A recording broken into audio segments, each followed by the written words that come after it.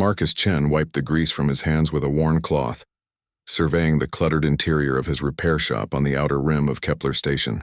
23 years of fixing everything from atmospheric processors to hyperspace navigation systems had earned him a reputation as the best human mechanic in 3 sectors.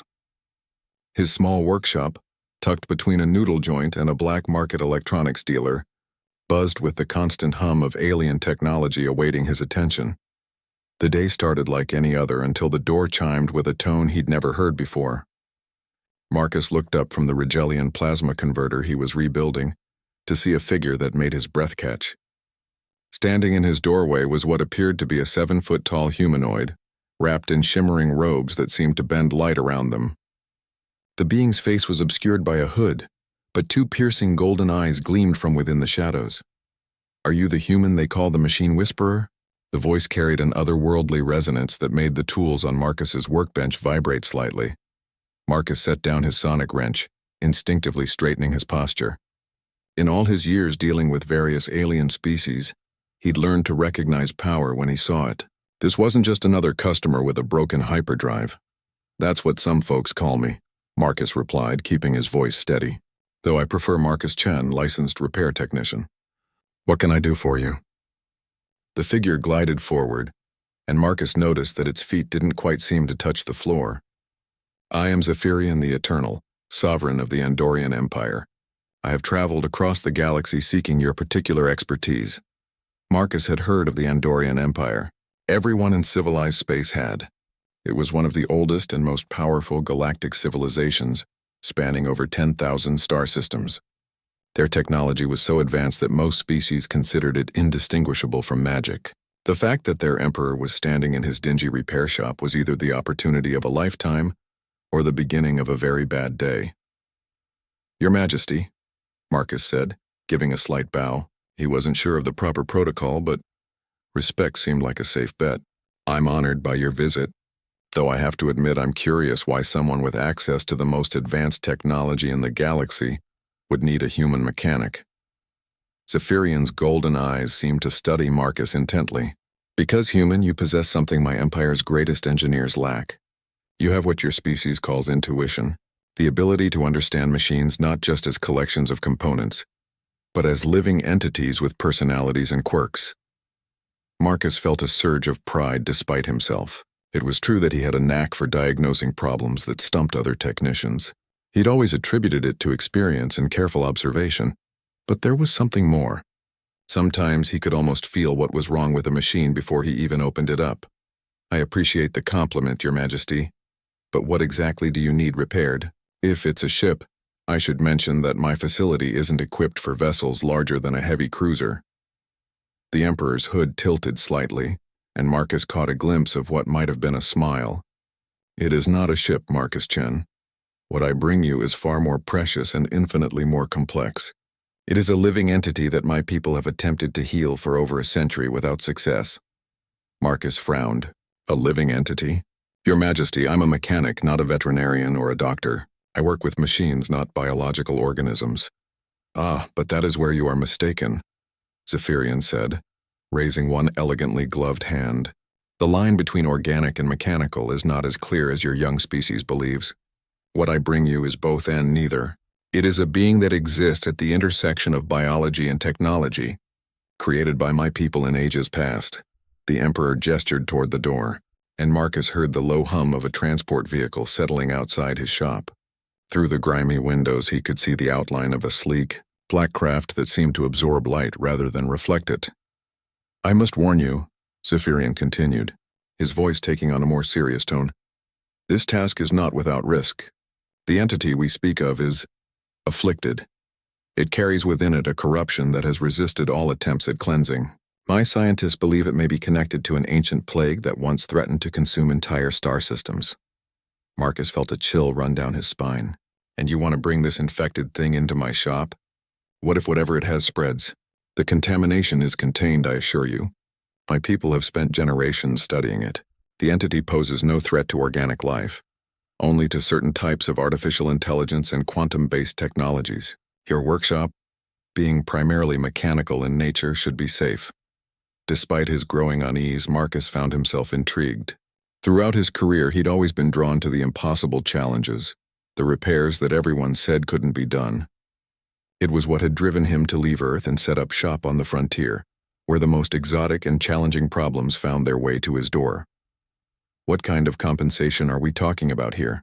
Marcus asked, his practical side asserting itself. Zephyrian reached into his robes and withdrew a small crystalline object that pulsed with inner light. "This is a stellarium core, worth more than your entire space station. Complete this task successfully and it is yours, along with technological schematics that will advance your species by centuries." Marcus stared at the crystal. He'd heard of stellarium cores but never seen one. They were rumored to be capable of powering entire planets for millennia. With something like that, he could retire in luxury or fund research that could benefit all of humanity. "And if I fail?" The golden eyes seemed to dim slightly.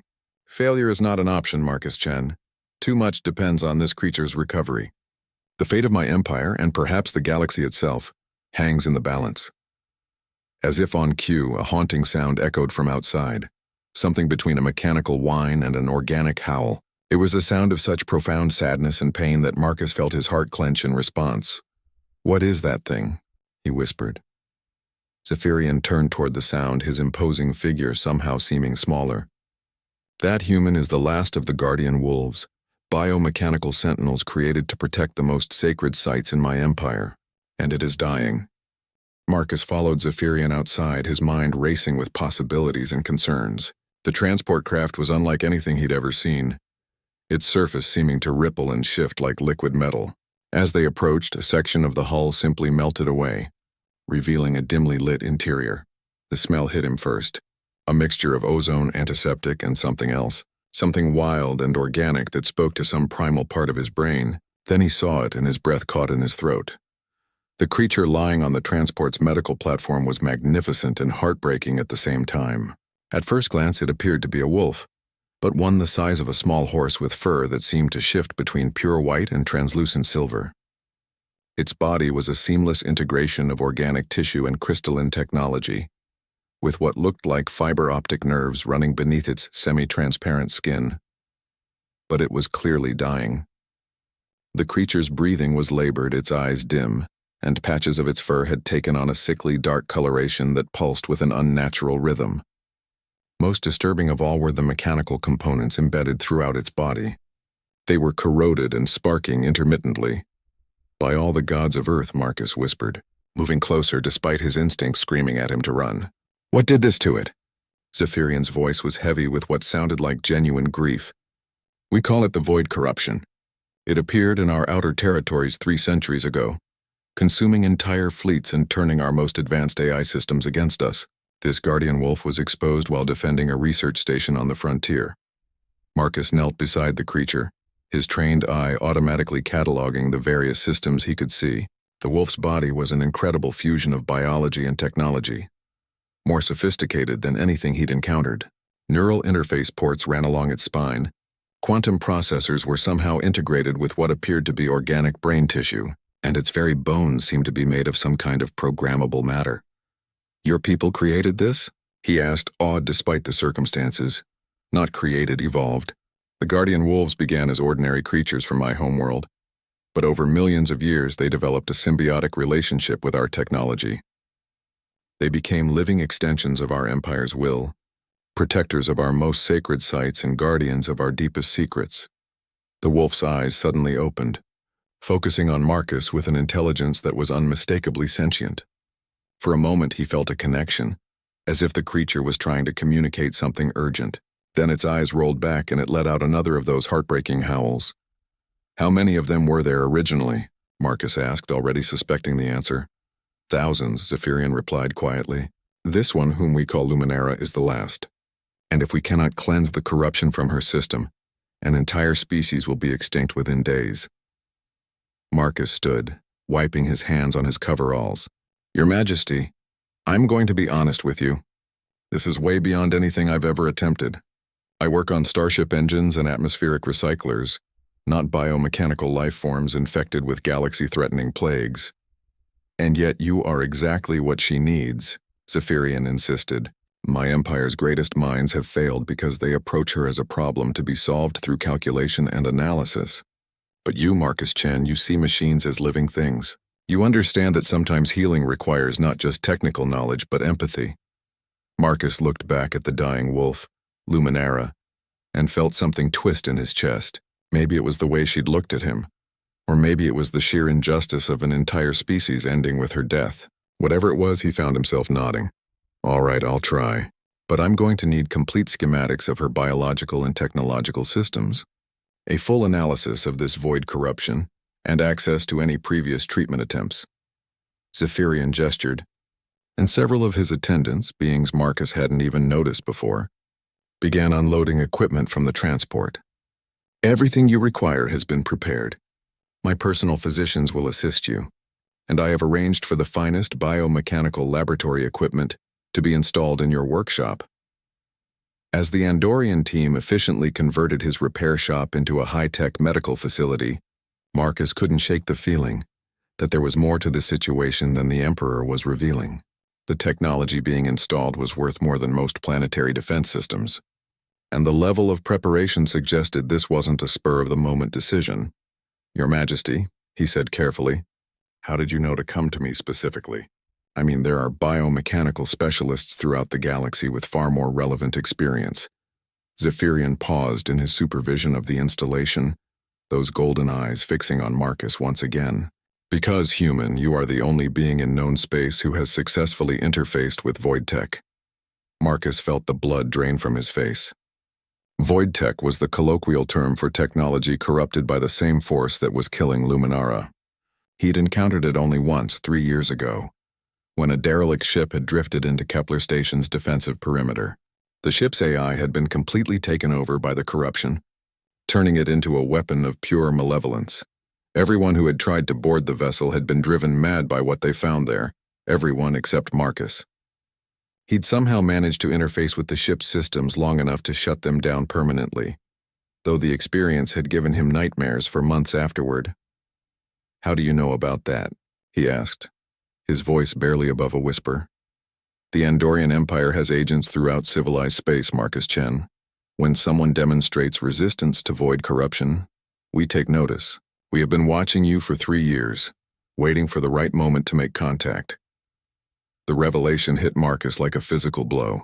His entire life on the station, his reputation as a miracle worker, even some of his most challenging repair jobs, suddenly took on a different context. How much of his success had been natural, and how much had been carefully orchestrated? You've been manipulating my life, he said, anger beginning to override his fear. Zephyrian's expression remained impassive. We have been protecting you and preparing you for this moment. The corruption that affects Luminara is the same force that destroyed the derelict ship you encountered. If there is anyone in the galaxy who can save her, it is you. Marcus looked at the wolf again, noting how her breathing had become even more labored in just the few minutes they'd been talking. Whatever game the Andorian Emperor was playing, Luminara was genuinely dying and she was innocent in all of this. Fine, he said through gritted teeth, but after this is over, we're going to have a very different conversation about consent and manipulation. Zephyrian inclined his head slightly. Agreed, but first save her. Save the last guardian wolf, Marcus Chen, and you will have the eternal gratitude of the Andorian Empire. As the Emperor's team finished their preparations, Marcus approached Luminara's medical platform. The wolf's eyes opened again, and this time he was sure he saw understanding there, along with something that might have been hope. Marcus spent the next 6 hours studying every piece of data the Andorians had provided about Luminara and the void corruption. The more he learned, the more impossible the task seemed. The corruption wasn't just a virus or a malfunction. It was something that existed at the intersection of technology and consciousness itself, rewriting the fundamental code that allowed artificial intelligence to function. What made it even more terrifying was its apparent intelligence. Previous treatment attempts had shown that the corruption could anticipate countermeasures, adapting and evolving faster than any cure could be developed. It was as if the thing was actively fighting to maintain its hold on Luminara's systems. The wolf herself had been moved to a specialized containment unit that monitored every aspect of her biological and technological functions. Marcus watched the readouts with growing concern. Her vital signs were deteriorating faster than the Andorian projections had suggested. She's not going to last another day at this rate. he told Zephyrian, who had remained in the workshop despite his attendant's obvious discomfort with the cramped conditions. "Which is why we must begin immediately," the Emperor replied. "My physicians have prepared a neural interface that will allow you to connect directly with her systems. It is based on the same technology you used to shut down the corrupted vessel 3 years ago." Marcus looked at the helmet-like device they'd set up beside Luminara's containment unit. It was sleek and organic-looking, with fiber optic cables that pulsed with soft blue light. Just looking at it brought back memories of his encounter with the Void Tech ship, the sensation of something vast and malevolent pressing against his mind. "That nearly killed me last time," he said, "and I was only connected for a few minutes. This could take hours." "We will monitor your vital signs carefully," Zephyrian assured him, "and we have developed better shielding protocols based on our observations of your previous encounter." Marcus wasn't entirely convinced, but looking at Luminara's increasingly labored breathing, he knew they were running out of options. He'd seen enough dying machines to recognize the signs, and despite her biological components, that's essentially what she was becoming, a machine shutting down system by system. "All right," he said, settling into the chair beside the containment unit. "But if I start screaming for you to disconnect me, don't hesitate." The neural interface felt cold against his skull, and for a moment nothing happened. Then gradually he became aware of new sensations, electrical currents that weren't his own, processing speeds that operated at frequencies his biological brain could barely comprehend. At first, Luminara's systems felt familiar, like any other sophisticated AI he'd worked with. He could sense the various subsystems, the quantum processors handling her cognitive functions, the biomechanical interfaces that allowed her organic and artificial components to communicate. But underneath it all, like a bass note just below the threshold of hearing, was something else. The corruption felt like ice water running through his veins, a presence that was both alien and somehow fundamentally wrong. It wasn't just destroying Luminara's systems, it was rewriting them, turning her own technological components into weapons against her biological nature. "I can see it," he whispered, not wanting to break his concentration, but needing to communicate what he was experiencing. "It's not random destruction. The corruption is trying to convert her into something else." Through the interface, he felt Zephyrian's attention sharpen. "Convert her into what?" Marcus delved deeper into Luminara's systems, following the pathways the corruption had carved through her neural networks. What he found made his blood run cold. The corruption wasn't trying to kill her. It was trying to turn her into a vessel for something else, something that felt vast and hungry and utterly alien. "It's not a plague," he said, his voice tight with strain. "It's a colonization attempt. Something is using the corruption to create a foothold in our reality." The revelation sent shockwaves through the assembled Andorian physicians. Marcus could hear them conferring in rapid musical tones, their language shifting to frequencies his universal translator couldn't process. Through the neural link, he sensed Luminara's own awareness, trapped and terrified within her own body as the corruption slowly consumed her from within. For the first time since the process began, Marcus felt real hope. If the corruption was trying to preserve her as a vessel, then her core consciousness was still intact. All he had to do was find a way to isolate and extract it from the infected systems. But as he began to probe the boundaries between corrupted and clean neural pathways, the corruption noticed him. The sensation was like having a searchlight suddenly focus on him in complete darkness, exposing him to something that regarded him with ancient hunger and malevolent intelligence. Pain exploded through his skull as the corruption turned its full attention on him, trying to establish the same kind of foothold in his mind that it had created in Luminara's systems. Marcus felt his sense of self beginning to fray at the edges as something vast and alien pressed against his consciousness. "It's fighting back," he managed to gasp, his hands clenching the arms of his chair. "The thing behind the corruption, it knows I'm here." Through the neural link, he felt the corruption's assault intensify, probing for weaknesses in his mental defenses. But something was different this time, something that hadn't been present during his encounter with the derelict ship. Luminara was fighting alongside him, her own consciousness pushing back against the corruption's attempts to use her systems as a weapon against Marcus. The wolf's mind felt like pack loyalty and fierce protectiveness, like running through moonlit forests and the satisfaction of a job well done. She had been a guardian for so long that even near death, her instinct was to protect others, even a human she'd just met. Working together, Marcus and Luminara began to map the full extent of the corruption's influence. It was worse than anyone had suspected. The thing had established quantum entanglement links with something in deep space, something that existed in the void between galaxies where normal matter couldn't survive. "Your Majesty," Marcus said, fighting to keep his voice steady, "this isn't just about saving Luminara.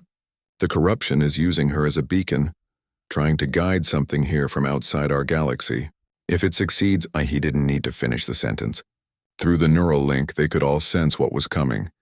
A presence of such vast malevolence that it made the corruption seem like a mere shadow. It was ancient beyond measure, older than most of the stars in their galaxy, and it had been searching for a way to enter their reality for eons. "Can you sever the connection?" Zephyrian asked, his usual composure cracking for the first time since Marcus had met him. Marcus probed the quantum entanglement links, following them back toward their source. The corruption had woven them deep into Luminara's most fundamental systems, using her own life force to maintain the connection. Severing them would be like performing open-heart surgery with a sledgehammer. "Maybe," he said, "but I'd have to essentially rebuild her entire neural network from scratch, and I'd need to do it while the corruption is actively fighting me. One mistake and I could kill her outright." Through the link, he felt Luminara's response, not in words but in pure emotion. She was willing to die if it meant stopping the corruption from completing its work. She had been a guardian for too long to let her own survival outweigh her duty to protect others. Marcus made his decision. If he was going to save Luminara and prevent whatever was coming from the void, he'd need to be smarter than the corruption, not stronger. And that meant using the one advantage he had that it didn't expect: his human stubborn refusal to give up when faced with an impossible challenge. Marcus realized that fighting the corruption directly was exactly what it expected him to do. Every previous treatment attempt had followed the same pattern: identify the corrupted systems, attempt to cleanse or isolate them, fail as the corruption adapted faster than the cure could be implemented. But what if he approached the problem differently? Instead of trying to remove the corruption, what if he could turn Luminara's own systems against it? The idea was risky beyond measure. It would require him to essentially teach Luminara's immune systems to recognize and attack the corruption, but from the inside, using her own technological components as weapons. It was like trying to perform microsurgery while being attacked by the patient's own white blood cells. "I'm going to try something that's either brilliant or suicidal," Marcus announced, his consciousness diving deeper into Luminara's neural networks. "I'm going to use the corruption's own tactics against it." Through the neural link, he felt Zephyrian's alarm. "Marcus, that is incredibly dangerous. If you make a mistake, you could accelerate her death or worse, give the corruption access to your own mind." "It's already trying to access my mind," Marcus replied grimly, "but Luminara is helping me keep it out. The question is whether I can modify her systems fast enough to mount a counterattack before it realizes what I'm doing." Working with Luminara's consciousness as his guide, Marcus began to map the boundary zones where her organic and technological systems interfaced. These were the areas where the corruption was having the most difficulty establishing control, because it had been designed to subvert artificial intelligence, not biological consciousness. The breakthrough came when Marcus realized that Luminara's biomechanical nature wasn't an accident or an evolutionary quirk. It was a deliberate defense mechanism. Her species had developed technology integration as a response to some ancient threat, and their immune systems were already adapted to fight off invasive digital entities. "You've dealt with something like this before," Marcus whispered to Luminara through their connection. "Not this specific corruption, but something similar. Your people evolved biomechanical integration as a defense against digital parasites." Through the neural link, he felt Luminara's confirmation. Her species had faced creatures that existed purely as information, entities that could hijack and control any purely technological system. The symbiosis with Andorian technology had been a survival adaptation, creating hybrid systems that were immune to purely digital attacks. But the void corruption was different. It didn't just attack technology. It attacked the boundary between matter and energy, between consciousness and code. It was more sophisticated than the threats Luminara's species had originally evolved to fight. Marcus began to modify Luminara's immune systems, enhancing them with new recognition patterns based on his analysis of the corruption structure. It was delicate work, requiring him to essentially rewrite genetic code at the quantum level while maintaining the delicate balance between her biological and technological components.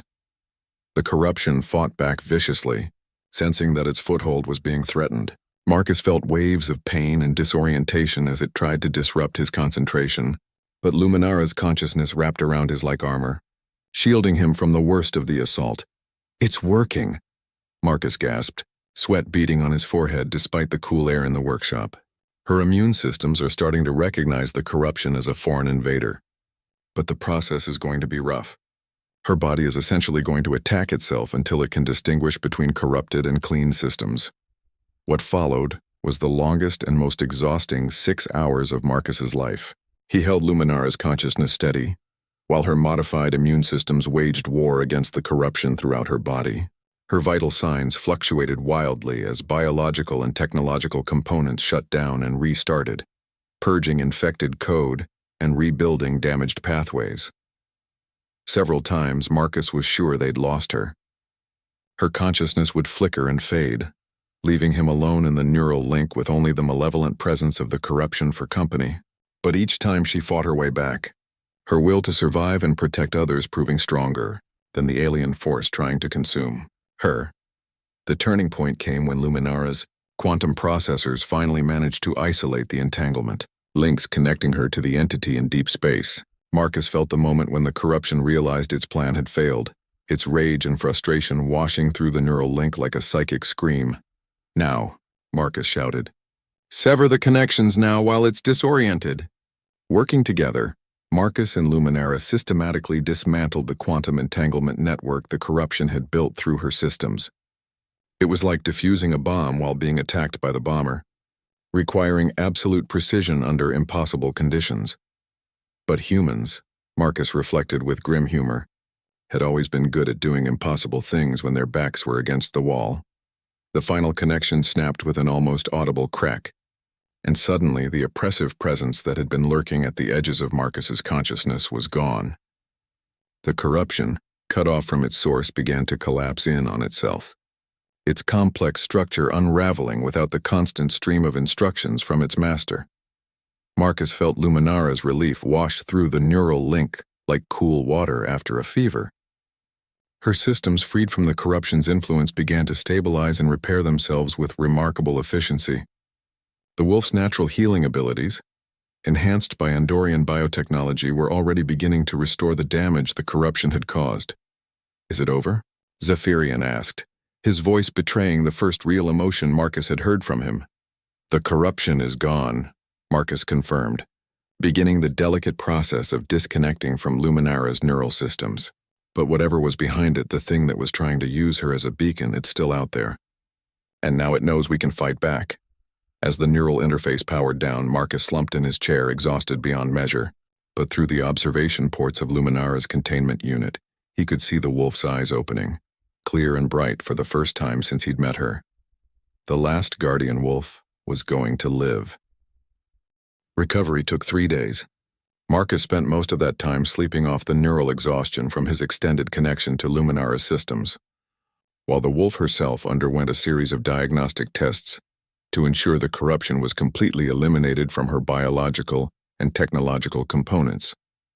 When Marcus finally felt well enough to visit her, he found Luminara awake and alert in a specially constructed habitat that had replaced her medical containment unit. The difference was remarkable. Gone was the sickly, dying creature he'd first encountered. In her place was a magnificent being whose fur shimmered with its natural silver-white coloration, no longer marred by the dark patches of corruption. "Hello, friend," Luminara spoke, her voice a harmonious blend of organic vocalization and digital synthesis.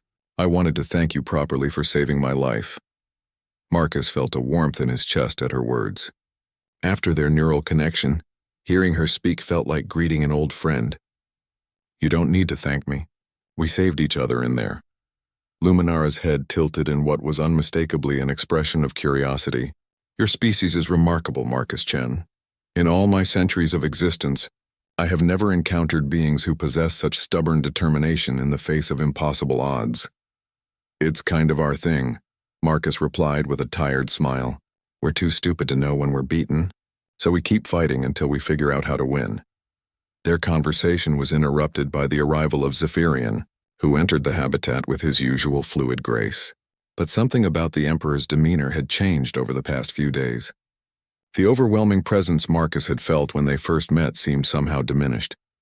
Marcus, Luminara, Zephyrian greeted them with a formal bow. I trust you are both recovering well. Well enough to have some serious questions, Marcus replied, his tone making it clear that the time for polite conversation had passed. Starting with why you really brought Luminara to me instead of using your own medical facilities. Zephyrian was quiet for a long moment, his golden eyes studying Marcus with an unreadable expression. Because our medical facilities were compromised. The corruption had infiltrated our most advanced AI systems, making it impossible to treat Luminara without risking further exposure. Marcus felt a chill run down his spine. How compromised are we talking about? Approximately 30% of the Andorian Empire's AI network showed signs of corruption infection before we implemented emergency isolation protocols, Zephyrian admitted. Our greatest fear was that treating Luminara in our facilities would provide the corruption with access to the rest of our systems. The implications hit Marcus like a physical blow. You used me as a firewall. My workshop, my mind. They're isolated from your network, so even if the corruption had spread to me, it couldn't reach your other systems. That was a consideration, yes, Zephyrian said carefully. Luminara's ears flattened against her skull and a low growl rumbled from her throat. You risked his life without telling him the full truth. That is not honorable, Zephyrian. Marcus felt a surge of gratitude toward the wolf. Even after everything she'd been through, she was still protecting others. There's more, isn't there? Something you're still not telling us. Zephyrian sighed, and for the first time since Marcus had met him, the Emperor seemed genuinely tired. The entity behind the corruption, the one that was trying to use Luminara as a beacon. It is not the first of its kind we have encountered, he gestured, and a holographic display materialized in the air between them, showing a three-dimensional map of the galaxy. Scattered throughout were red markers, hundreds of them, concentrated in the outer rim territories. Each of these markers represents a system where we have detected similar corruption attempts, Zephyrian explained. The attacks have been escalating in frequency and sophistication over the past century. Whatever these entities are, they are preparing for something. Marcus studied the hologram, his mind racing. You think they're trying to establish multiple beachheads multiple ways into our reality. That is our hypothesis. And if they succeed in establishing even one stable foothold, the consequences could be catastrophic for all biological and technological life in the galaxy. Luminara stood and moved to the holographic display, her enhanced senses analyzing the data in ways Marcus couldn't. The pattern is not random, she observed. These attacks are coordinated, following a specific strategy. They are testing our defenses, learning from each failure. Which brings me to why I am here, Zephyrian continued. Marcus, what you accomplished with Luminara proves that humans possess a unique resistance to these entities. Your species may be our best hope for developing effective countermeasures. Marcus laughed, but there was no humor in it. Let me guess, you want me to travel around the galaxy, fighting void corruption wherever it appears? Become some kind of digital ghost hunter? Actually, Zephyrian said, we want to do something far more ambitious. We want to train other humans to do what you did. Create a core of specialists who can interface with corrupted systems without being overwhelmed. The idea was both terrifying and intriguing. Marcus thought about what he'd experienced during his connection with Luminara, the sensation of standing against something vast and alien that wanted to remake reality according to its own incomprehensible desires. You're talking about turning humans into living weapons against these things, he said slowly. I am talking about giving your species the tools to defend themselves and others, Zephyrian corrected. The corruption does not distinguish between human and alien technology. If these entities succeed in establishing a foothold in our reality, Earth itself will be among their targets. Marcus felt the weight of that statement settle over him.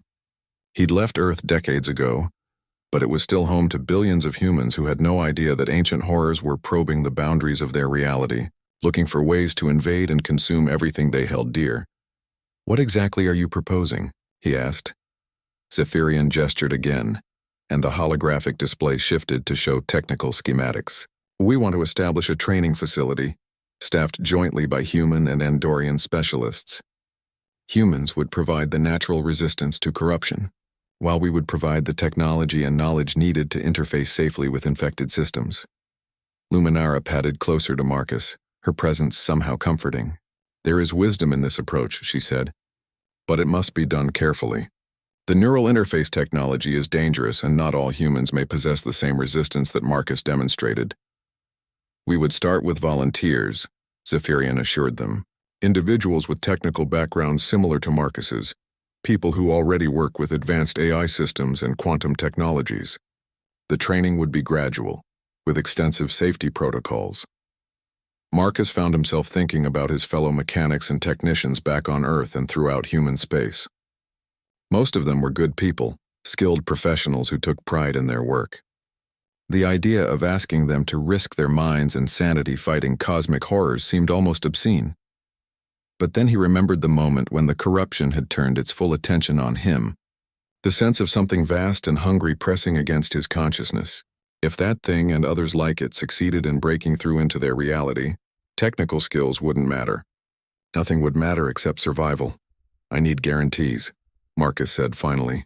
Complete informed consent for any volunteers. No coercion, no manipulation like you used on me. And if someone wants out of the program at any point, they walk away, no questions asked. Agreed. Zephyrian nodded. What else? Luminara comes with me, Marcus continued, glancing at the wolf. She's the only one who really understands what these corruption entities are capable of, and her insights will be crucial for training others safely. Luminara's tail wagged slightly, the first truly canine gesture Marcus had seen from her. I would be honored to help protect others from what I experienced. It is what I was created to do.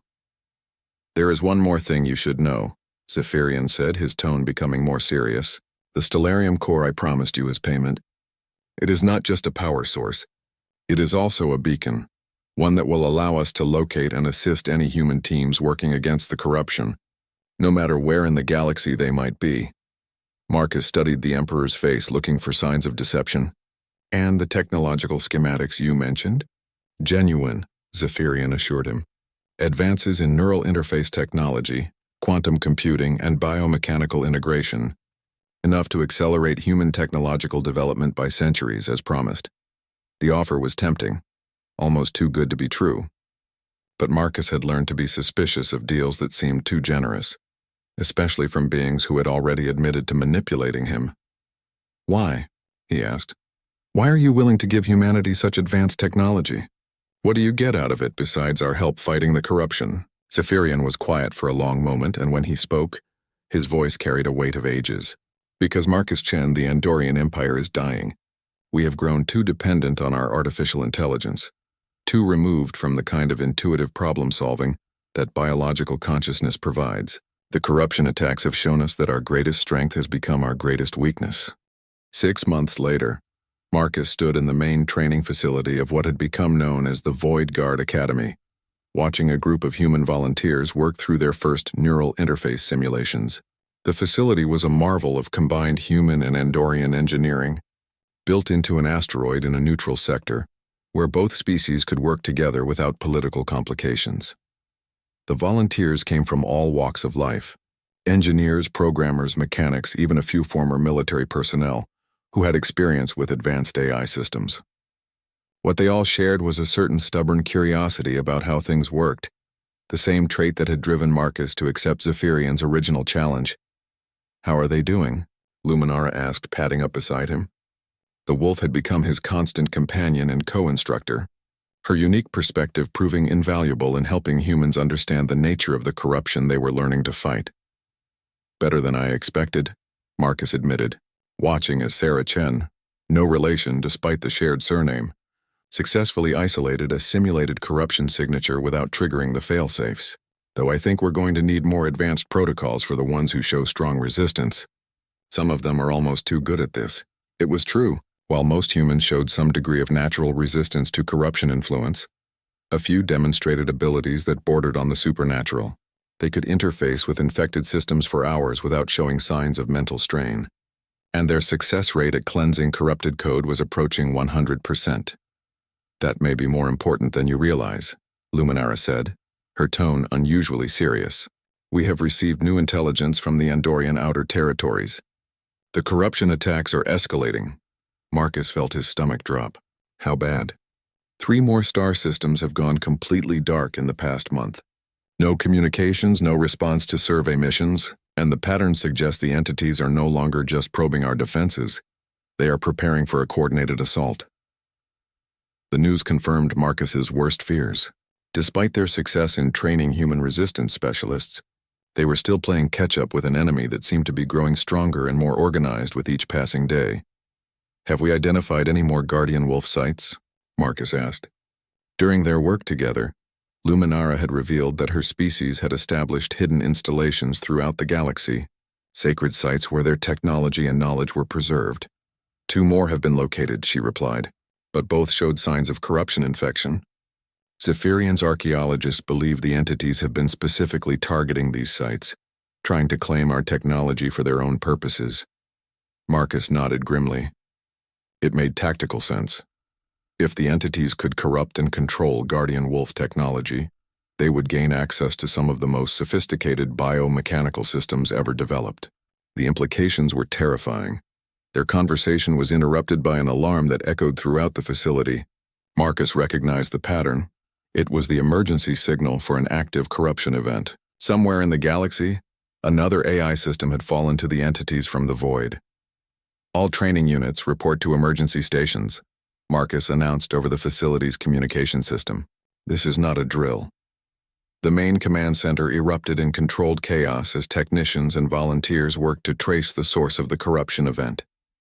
The facility's advanced sensors could detect the unique quantum signatures left by corruption attacks across thousands of light years, allowing them to respond faster than traditional galactic communication networks.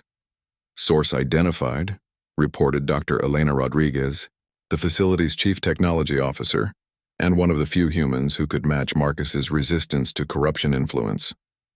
It's the research station at Kepler 442b, approximately 200 light years from here. Marcus felt his blood run cold.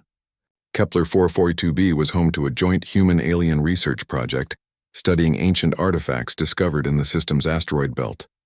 If the corruption had reached that facility, hundreds of researchers and their families were in immediate danger. What's the status of the station? He asked, moving to the main display console. Partial communications, Elena replied, her fingers dancing across holographic controls. The station's AI system appears to be fighting the corruption, but it's losing. Estimated time until complete system failure is less than 4 hours. 4 hours to mount a rescue mission across 200 light-years of space. It should have been impossible, but the Andorian Empire had provided the Void Guard with some of their fastest ships, vessels capable of quantum tunnel jumps that could cross vast distances in minutes rather than days. Prep the Aurora for immediate departure, Marcus ordered. Full corruption countermeasure suite, and I want our 3 best interface specialists on the mission team. Luminara was already moving toward the hangar bay. I will prepare the biomechanical analysis equipment. If the corruption has adapted new tactics, we will need to document them for future training protocols. As the facility's staff prepared for the emergency mission, Marcus couldn't shake the feeling that this was exactly what the entities had been planning. The escalating attacks hadn't been random. They had been designed to force the Void Guard to spread their resources thin, to commit their best people to multiple simultaneous crises. But that was a problem for later. Right now, hundreds of lives hung in the balance. And Marcus had learned long ago that when faced with an impossible choice between caution and action, humans almost always chose action. The Aurora launched 20 minutes later, its exotic matter drive folding space around them as they raced toward the Kepler 442 system. Through the ship's viewports, Marcus watched the stars streak past in impossible patterns, a visual reminder of just how far humanity had come from their origins on a small blue planet in an unremarkable star system. Sir, called Lieutenant Commander James Park, the ship's communication officer, we're receiving a priority transmission from the research station. Put it through, Marcus replied. The main display flickered to life, showing the haggard face of Dr. Amanda Foster, the station's research director. Behind her, warning lights flashed in the research facility's corridors and the sound of emergency alarms was clearly audible. Thank God, Dr. Foster said when she saw Marcus. "We heard about what you did with the Guardian Wolf. Please tell me you can help us." "We're en route, Dr. Foster," Marcus assured her. "What's your current status?" "The corruption hit our main AI system about an hour ago," she replied, her voice tight with strain. "We've managed to isolate most of our critical systems, but it's spreading faster than we can contain it. And there's something else. Something I think you need to know." The transmission flickered, and for a moment Marcus thought they'd lost the signal. Then Dr. Foster's image stabilized, but her expression had changed to one of barely controlled terror. "The artifacts we've been studying," she whispered. "They're reacting to the corruption. I think they're connected somehow. I think this whole attack was designed to activate them." The Aurora dropped out of quantum tunnel space at the edge of the Kepler 442 system, and immediately Marcus knew they were too late to prevent the corruption's primary objective. The research station hung in space like a dying star, its hull pulsing with the same sickly dark energy he'd seen in Luminara's infected systems. But worse than the station's condition were the artifacts floating in the space around it. Dozens of ancient structures, each the size of a small building, had emerged from the asteroid belt where they'd been hidden for millennia. They hung in perfect geometric formations, their crystalline surfaces blazing with light that hurt to look at directly. "Those weren't in any of the research reports," Luminara observed, her enhanced senses analyzing the energy patterns emanating from the artifacts. "They are much older than anything in our database, possibly predating the formation of this star system." Marcus watched the display with growing dread. The artifacts weren't just ancient. They were clearly technology, but technology that operated on principles he couldn't begin to understand, and they were all connected to each other and to the research station by streams of quantum energy that pulsed in rhythm with the corruption's influence. "Dr. Foster, are you still receiving?" Marcus called into the communication system. The response came through layers of static and interference. "We're here, but barely. The artifacts started activating the moment the corruption reached critical mass in our systems. It's like they were waiting for this to happen." "Waiting for what exactly?" "We're not sure, but the energy readings are off the charts. If this continues to escalate, the quantum resonance could destabilize the entire system. We're talking about a cascade failure that could affect nearby star systems." Marcus felt the weight of the situation settle over him. This wasn't just another corruption event. It was the opening move in something much larger. The entities from the void hadn't been randomly attacking systems. They'd been searching for something specific, ancient technology that could serve as an amplification network for their invasion. "Elena, can you get a lock on the station's AI core?" he asked. Dr. Rodriguez worked frantically at her console. "Negative, the corruption has integrated too deeply with their systems. Any attempt at remote interface could give it access to our ship's computers." "Then we go in person," Marcus decided. "Prep the boarding shuttle for heavy corruption countermeasures." Luminara patted over to him, her expression grave. "Marcus, the energy levels around those artifacts suggest they are building towards something catastrophic. If we board that station, we may not be able to evacuate before whatever they are preparing comes to fruition." "Then we'd better work fast," Marcus replied grimly. The boarding shuttle approached the research station through a maze of energy fields and floating debris. Up close, the corruption's effects were even more disturbing. The station's hull was covered in patterns that seemed to writhe and shift when viewed directly.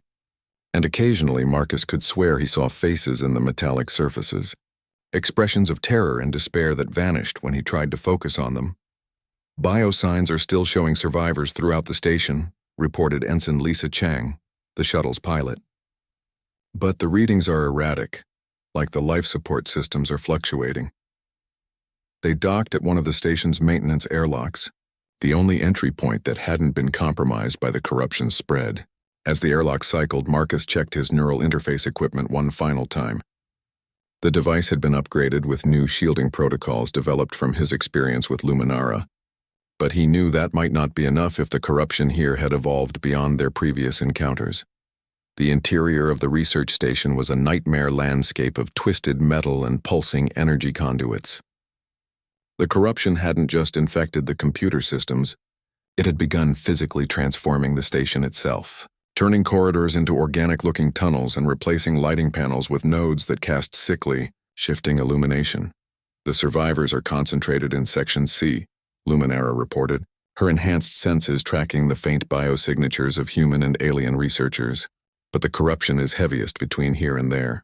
They made their way through the transformed corridors, past laboratories where experimental equipment had been twisted into impossible shapes, and through living spaces where the very walls seemed to pulse with malevolent awareness. Twice they encountered security drones that had been corrupted and repurposed, their original programming overwritten with something that made them attack anything that moved. But it was when they reached the main research lab that Marcus truly understood the scope of what they were facing. Dr. Foster and her team had barricaded themselves in a section of the lab that was partially shielded from the corruption's influence, but the artifacts visible through the lab's main viewport had grown larger and more active. "Thank God you're here," Dr. Foster said as they broke through the barricades. "The artifacts have been growing more active by the hour, and our readings suggest they're building towards some kind of critical resonance event." Marcus moved to the lab's main observation window, studying the artifacts with his engineer's eye. They were clearly interconnected, forming a complex network that stretched across thousands of kilometers of space. And at the center of the network, barely visible in the distance, was something that made his blood run cold. "Is that what I think it is?" he asked. Dr. Foster nodded grimly. "A gateway. The artifacts aren't just weapons or tools, they're components of a massive portal system, and if our calculations are correct, it's almost ready to open." Through the neural link interface, Marcus could feel Luminara's shock and recognition. "I have seen references to such devices in the oldest Guardian Wolf archives," she said. "They were built by a civilization that existed before our galaxy was fully formed, beings who sought to escape something that was consuming their reality." "Escape to where?" Marcus asked, though he suspected he already knew the answer. "To the void between galaxies," Luminara replied. "But if those beings became the entities that are now trying to invade our reality, then the portal system may work in reverse. Instead of providing escape, it could serve as an invasion route." The implications hit Marcus like a physical blow. The corruption attacks, the systematic targeting of advanced AI systems, even his own recruitment by Zephyrian, it had all been leading to this moment. The entities hadn't been trying to establish random beachheads in their reality. They'd been searching for the ancient portal network and preparing to activate it. "How long do we have?" he asked Dr. Foster. "Based on current energy buildup rates, maybe 6 hours before the gateway reaches critical activation threshold," she replied. "After that, there's no telling what might come through." Marcus looked at his team, at the researchers they'd come to rescue, and at the impossible task that lay before them. Shutting down the portal system would require him to interface directly with technology that was millions of years old and already corrupted by entities from outside their reality. The neural strain alone could kill him, and failure would doom not just their galaxy, but potentially every inhabited system within range of the portal's influence. But as he'd told Luminara months ago, humans were too stupid to know when they were beaten, and sometimes that stubborn refusal to accept defeat was exactly what the universe needed. "Luminara, Elena, I'm going to need you to establish a neural link with the station's AI core," Marcus said, his mind already racing through the possibilities. "We're not just going to purge the corruption this time. We're going to turn it against its masters." Dr. Foster stared at him. "You're going to try to take control of the portal system?" Marcus smiled grimly. "Not take control. I'm going to teach it to recognize the difference between invasion and evolution, and then I'm going to give those entities from the void exactly what they've been asking for, just not in the way they expected." Outside the viewport, the ancient artifacts pulsed with increasing intensity, and somewhere in the darkness between galaxies something vast and hungry began to stir. The final battle for their reality was about to begin, and humanity's greatest strength, their refusal to surrender in the face of impossible odds, would be put to the ultimate test. The last guardian wolf and a stubborn human mechanic stood together against the darkness, ready to prove once again that sometimes the most unlikely heroes could change the fate of the galaxy itself.